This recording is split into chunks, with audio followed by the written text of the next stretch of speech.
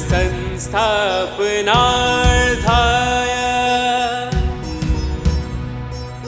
संभवामि युगे युगे संभवामि युगे युगे संभवामि युगे युगे। अब ऐसे ब्रह्म स्वरूप को प्राप्त करने का जो क्रम है, 5 स्टेप्स है, यानी ध्यान की जो विधि है वो यहाँ बताई है, और तुम टैली करना वो विधि हमारे मिशन की क्रिया के साथ मैच करती है या नहीं करती। 11, 12, 13। यतक्षरं वेद विदः वदन्ति विशन्ति यतः वीतरागाः यच्छन्त ब्रह्मचर्यमाचरन्ति ततते पदं संग्रहेण प्रवक्ष्ये। सर्वद्वाराणि संयमय मनः हृदि निरुध्य च मूर्ध्नि आधाय आत्मनः प्राणम् आस्थितः योगधारणा। ॐ इति एकाक्षरं ब्रह्म व्याहरन् माम् अनुस्मरन् यः प्रयाति त्यजन देहं सह याति परमाम गतिम्। वेद के जाने वाले विद्वान जिस सच्चिदानंद घन रूप परम पद को अविनाशी कहते हैं, आसक्ति रहित यत्नशील सन्यासी महात्मा जन जिसमें प्रवेश करते हैं, और जिस परम पद को चाहने वाले ब्रह्मचारी लोग ब्रह्मचर्य का आचरण करते हैं, उस परम पद को मैं तेरे लिए संक्षेप से कहूँगा। सब इंद्रियों के द्वारों को रोककर तथा मन को हृदय देश में स्थिर करके फिर उस जीते हुए मन के द्वारा प्राण को मस्तक में स्थापित करके परमात्मा संबंधी योग धारणा में स्थित होकर जो पुरुष ओम इस एक अक्षर रूप ब्रह्म को उच्चारण करता हुआ और उसके अर्थ स्वरूप मुझ निर्गुण ब्रह्म का चिंतन करता हुआ शरीर को त्याग कर जाता है, वह पुरुष परम गति को प्राप्त होता है। पूरा ध्यान का मार्ग, और वापस जैसा कहा ना, भक्ति योग के अंदर ध्यान का मार्ग बताया जा रहा है। ऑलवेज ऐसा सीक्रेट ही रखेंगे भगवान भी, मैंने ये उन्हीं से सीखा। नारद भक्ति सूत्रों के अंदर कहाँ से ध्यान की बातें आ गई।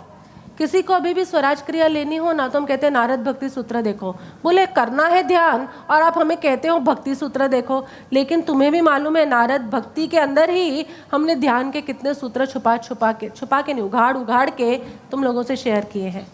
यहाँ भगवान भी देखो भक्ति योग के अंदर पूरी ध्यान की बात कर रहे हैं। कहते हैं कि वेद को जानने वाले यानी आत्मा को जानने वाले यानी ईश्वर को जानने वाले जो लोग हैं, वह सच्चिदानंद घन रूप परम पद को अविनाशी कहते हैं। वह कभी भी नष्ट नहीं होता।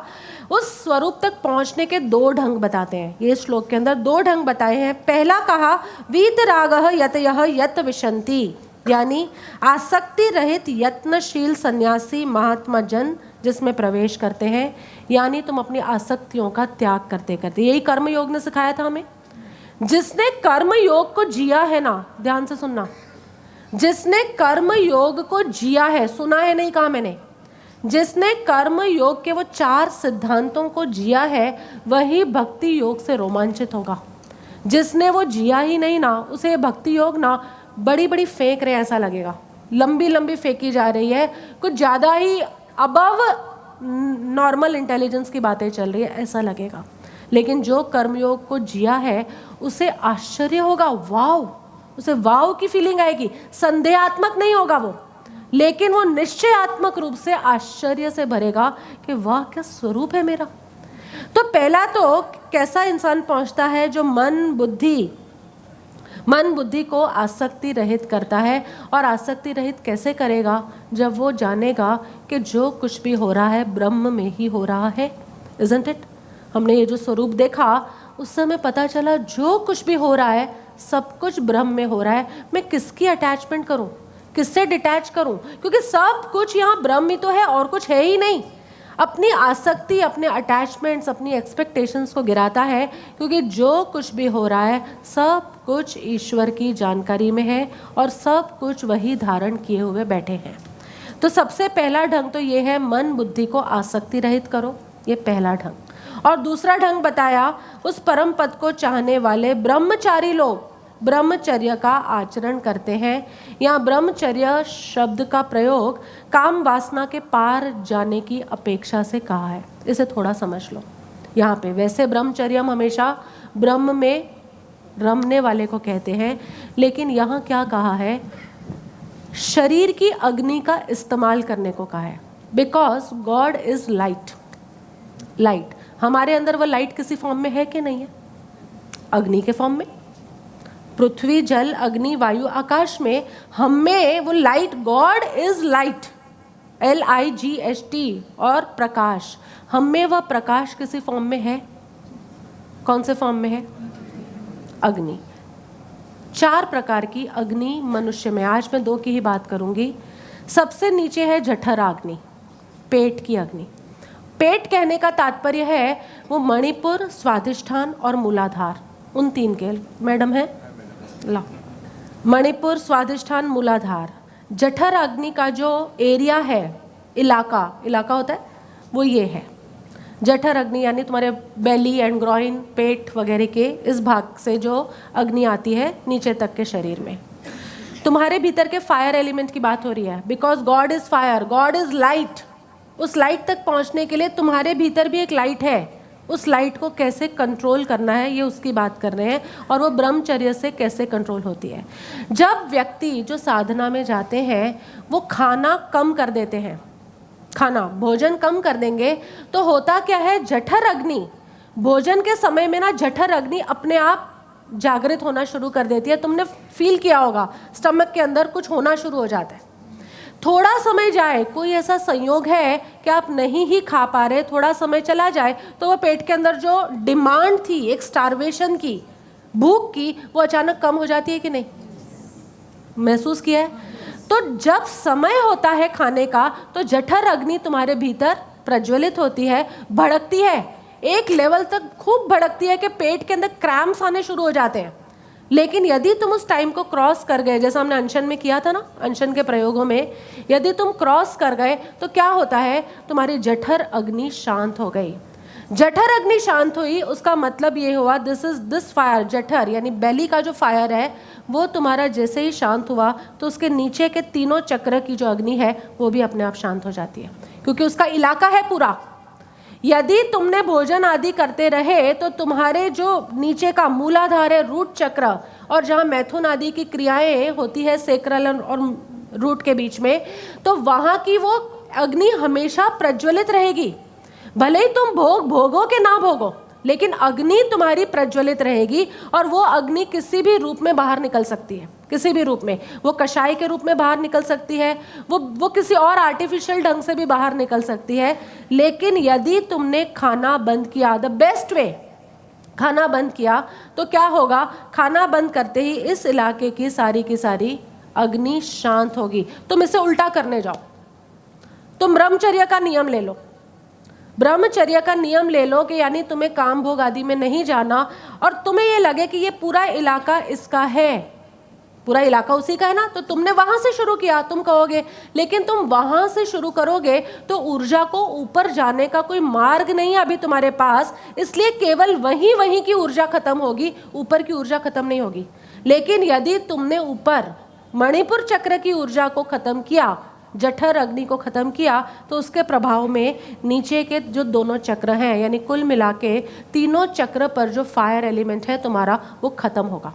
उल्टा करने जाओगे नहीं होगा। स्वराज क्रिया जो कर रहे हैं उनका हो सकता है, हम लोग जैसों का होता है, क्योंकि अब हमारी ऊर्जा को ऊपर जाने का मार्ग मिल गया है मेरुदंड में।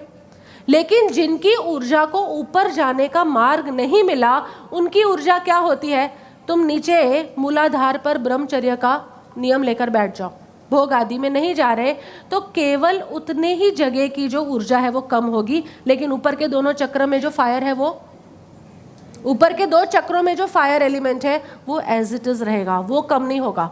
और वो फायर एलिमेंट वापस इस इलाके में इलाका तो एक ही है ना, इसलिए इस इलाके के अंदर वो वापस अग्नि ले आएगा। तो तुमने जिस काम वासना को दबा कर रखा था, वो काम वासना यूं जंप कर कर उठकर बाहर आती है। एक उम्र के बाद तो पक्का बाहर आती है।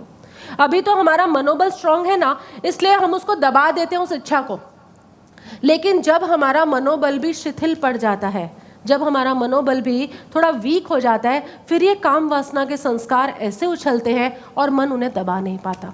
तब लगता है हम कितने पापी हैं, हम कितने पतित हैं। इसलिए योगी जन क्या कहते हैं कि तुम पेट की अग्नि को शांत करो, यानी थोड़ा थोड़ा भूखे रहने का अभ्यास करो।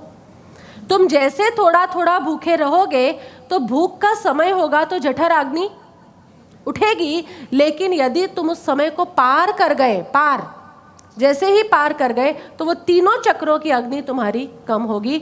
और जैसे ये तीनों चक्र की अग्नि कम होती है, दूसरी अग्नि प्रज्वलित हो जाती है। प्रज्वलित तो होती ही है, अब तुम्हें अनुभव में आती है, जिसे चित्ताग्नि कहते हैं। जठराग्नि, उसके बाद चित्ताग्नि, उसके बाद भूताग्नि और उसके बाद सर्वाग्नि। ये 4 प्रकार की अग्नियां हैं हमारी। जठर अग्नि को कम करने के लिए क्या करना है?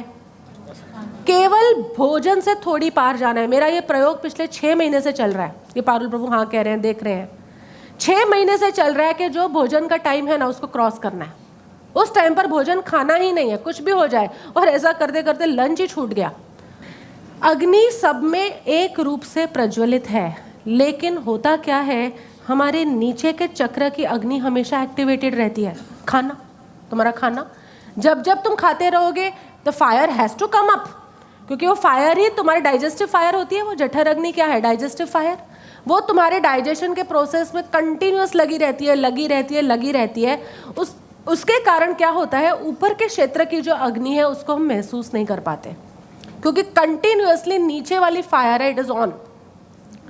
दूसरा इलाका है चित्त अग्नि का, जो अनाहत, विशुद्ध, मेरु मज्जा तक का पूरा ये इलाका है। यहाँ तक जाता है, इनफैक्ट बुद्धि तक जाता है। आज्ञा चक्र भी उसमें आप इंक्लूड कर सकते हैं।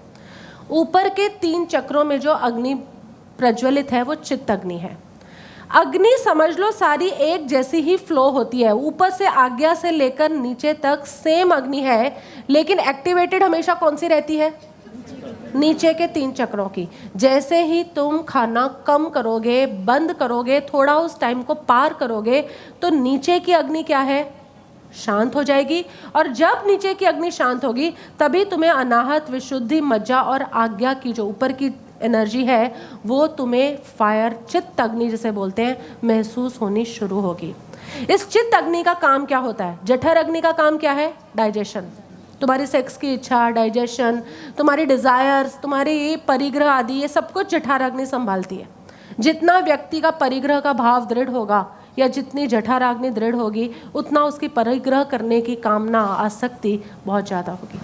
लेकिन जैसे ही ये डाउन होती है, जैसे ही जठर अग्नि गिरती है, वैसे ही मनुष्य को अपने में रही चित्त अग्नि अनुभव में आती है। इस लेवल पर अग्नि अनुभव में आती है। और इस अग्नि का काम क्या होता है? ये सही ढंग से विचार, निर्णय आदि करने के लायक हो जाता है। इसीलिए पहले के समय में और अभी भी देखते हैं, लोग भोजन आदि का त्याग करते हैं, उपवास करते हैं, वर्षों वर्षों तक कुछ न कुछ तपस्या चलती है, लेकिन उन्हें उद्देश्य नहीं पता। उसका उद्देश्य क्या है उसके पीछे? जैसे ही डाइजेस्टिव फायर तुम्हारी कम हुई, ऐसे ही तुरंत चित्त अग्नि जो है तुम्हारी, कॉन्शियस फायर, जो कॉन्शियसली डिसीजंस लेने के लायक होती है। 2 प्रकार के डिसीजन है ना तुम्हारे, एक कंपल्सिव, एक कॉन्शियस। अभी तक तुम कैसे जी रहे हो? कंपल्सिव, जैसा हुआ रिएक्ट कर दिया। लेकिन जब तुम्हारी चित्ताग्नि जागृत होती है, और चित्ताग्नि जागृत कब होगी? जब जठराग्नि शांत होगी, तब चित्त की अग्नि जो तुम्हारी सक्रिय होगी, जागृत होगी, वो तुम्हारे जीवन में कॉन्शियस रिएक्शंस लेने के तुम्हें लायक बनाएगी।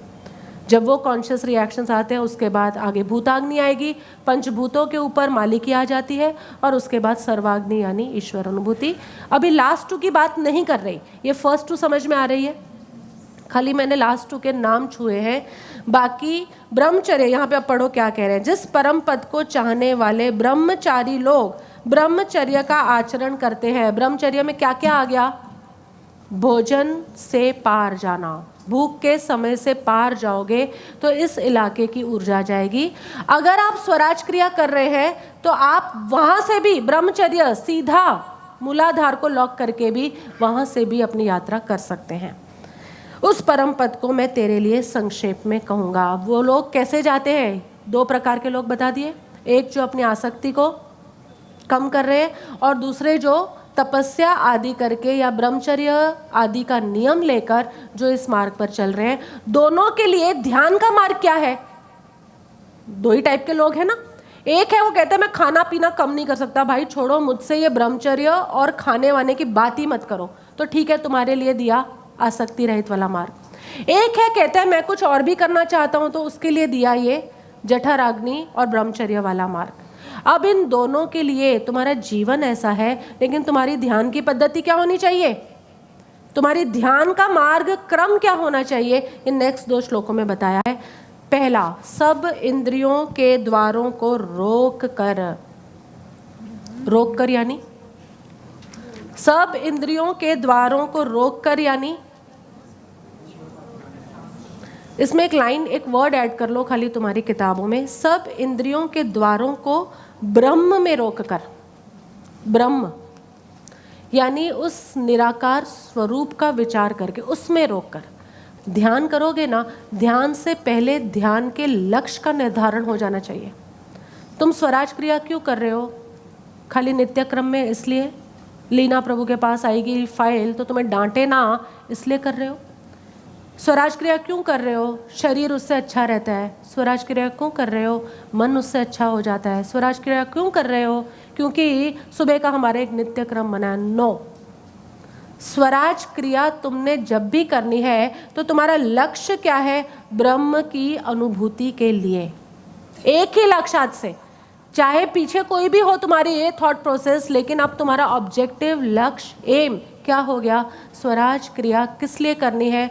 स्वयं को ब्रह्म में रोकना है, ईश्वर में रोकना है, ईश्वर की अनुभूति करनी है। कल से स्वराज क्रिया करोगे ये लक्ष्य के साथ करना, and you will see a drastic change. तुम्हें एक बहुत बड़ा चेंज फील होगा। दूसरा, मन को हृदय देश में स्थिर करना। बड़ा अच्छा शब्द है, हृदय देश।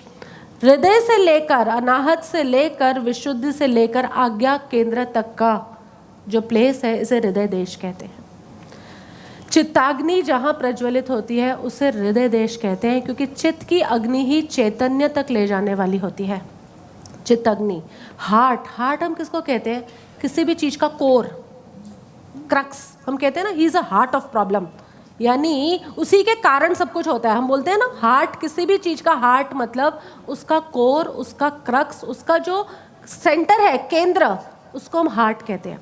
तो हृदय देश यानी क्या है? This is actually the centre के जहाँ से तुम्हें चैतन्य जगत में प्रवेश मिलेगा। राजा से मिलना है तो राज्य तक तो जाना होगा ना, देश तक। तो देश कौन सा है? हृदय, अनाहत, विशुद्ध और आज्ञा। मन को हृदय देश में स्थिर करना। पहला क्या करना था? क्रिया करने से पहले अपने मन को, अपने इंद्रियों को ये कह देना कि हम ईश्वर से मिलने जा रहे हैं। दूसरा, मन को इस एरिया में स्थिर करना। तीसरा, प्राण को मस्तक में स्थापित करना। प्राण यानी ऊर्जा, लाइफ फोर्स, तुम्हारा जो लाइफ है वो, उस ऊर्जा को मस्तक में स्थिर करना। कैसे होगी वो ऊर्जा? कैसे होगी यहाँ स्थिर? ऑब्वियसली बराबर है, स्वराज क्रिया से जब तुम नीचे से ऊपर, ऊपर से नीचे वो घर्षण करते हुए ऊपर आओगे, तभी तो तुम्हारी ऊर्जा सारी ऊपर उठ रही है, और मेरु मज्जा के माध्यम से वो ऊर्जा आगे जाती है कि नहीं? तो यहाँ ऊर्जा को सीधा स्थिर करने का कोई ढंग ही नहीं है। ऊर्जा को यहाँ लाना हर शास्त्र में कहा जाएगा, हर ध्यान विधि में ऊर्जा को आज्ञा चक्र पर लाना, लेकिन लाने का मार्ग क्या है? मार्ग क्या है? एक तो इसकी ऊर्जा है जो है ही है, और एक है सारी कलेक्टिव ऊर्जा हमें यहाँ तक लानी है। What is the way? Way खाली यही है कि तुम ऊपर से नीचे, नीचे से ऊपर करते हुए जब घर्षण होता है, एनर्जाइजेशन होता है, तब ये सारी ऊर्जा मूल बंद होने के कारण ऊपर की तरफ आती है, उसे मस्तक में स्थापित करना। उसके बाद चौथा, परमात्मा संबंधी योग धारणा में परमात्मा संबंधी एकाग्रता में स्थित यानी आज्ञा केंद्र के अंदर स्थिर होना। योग धारणा कहाँ होती है? आज्ञा चक्र के अंदर। आज्ञा चक्र पर लाना एक बात कही, और आज्ञा चक्र पर अधिक से अधिक समय बैठना, रहना, स्थिर होना, ये दूसरी बात कही। 4 बातें कही अब तक। पहली क्या बात कही? इंद्रिय विषयों को ब्रह्म में रोको, यानी अब तुम जो क्रिया करने बैठ रहे हो वो केवल ब्रह्म की अनुभूति के लिए है। दूसरा, हृदय देश के अंदर मैक्सिमम उपयोग रखो, और वो उपयोग बड़े आसानी से आएगा यदि तुमने ये आसक्ति रहित या ब्रह्मचर्य वाला कार्य किया है। तीसरा, अपनी ऊर्जा को आज्ञा केंद्र तक चढ़ाओ, कैसे भी चढ़ाओ, और चढ़ाने का ढंग ये क्रिया योग है। और चौथा, उसमें स्थिर हो जाओ, और स्थिर होने के बाद ओम, इस एक अक्षर रूप ब्रह्म को उच्चारण करता हुआ, और उसके अर्थ स्वरूप, उस ओम का उच्चारण और उसका अर्थ, ये दोनों को जो जानता है, मुझ निर्गुण ब्रह्म का चिंतन करता हुआ शरीर को त्याग कर जाता है। त्याग कर जाता है मतलब शरीर के पार जा रहा है, मृत्यु की बात ही नहीं है, शरीर के पार जाता है, वह परम गति यानी आत्मज्ञान को प्राप्त होता है। ये पूरा क्रम बताया। ये ओम ध्वनि की क्या है, इसमें मूल बात अब ये आ गई। ओम ध्वनि का किस तरह से उच्चारण होना चाहिए कि हमें परम गति तक ले जाए।